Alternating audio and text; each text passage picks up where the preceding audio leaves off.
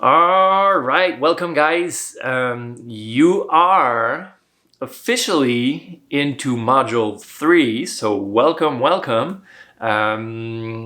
You may or you may not have done module 1 and module 2, which kind of are in the lineage of the Certified Movement Architect, this whole certification that I'm creating and that you are part of. Thank you for being here. So it's not a prerequisite to have module 1 and module 2, but it will help you understand and get into better positioning, and you'll have a better preparation for a few of the movements that we are going to cover in this module. I was about to say today, but maybe not today because there's tons of content for you to consume. Just like module 2, there's plenty of stuff, plenty of video minutes for you to watch and analyze and learn from, and then go and research and experiment. So always keep that in mind, that this is an experimentation. I am creating this whole certification trying to make sense of like the world of movement, because there are obviously different philosophies, different teachers, different lineages of ideas. Some people are more into yoga, meditation. Some people are more into martial arts. Some people are more into weightlifting. So kind of all of this has an impact on how people are going to present their information.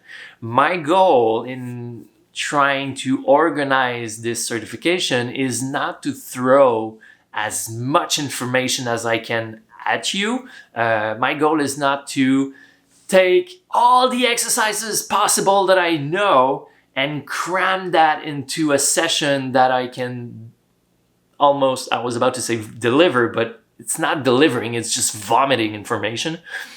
My goal is not to vomit information.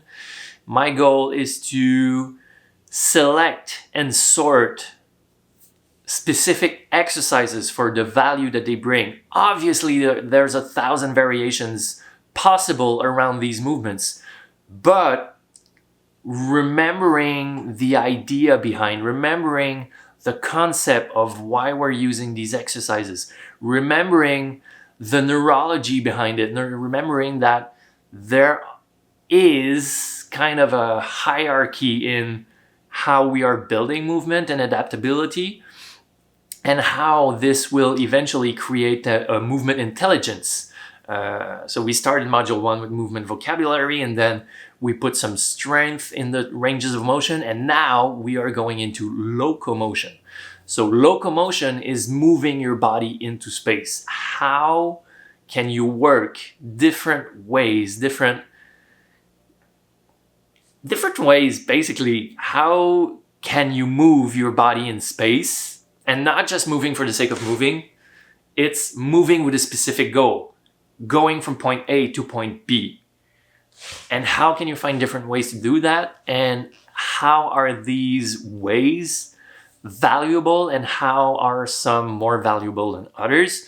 So we are going to, as I did previously in the previous modules, we are going to cover a bit of theory before jumping into the movements, because I do believe that trying to make sense of all of this, in trying to make sense of all of this, we need to have kind of a thread. We need to have a direction that we're following. We need to have a vision. Actually, I think a correct word here would be a vision. We need to understand the vision that the movement is not for the sake of movement itself, but it's for the sake of development of posture and longevity, and having a better movement intelligence, so you become more adaptable in different situations and scenarios. So here we are. Again, thank you for being here. We will jump into a few theory videos, and you can check also the information in the participants booklet.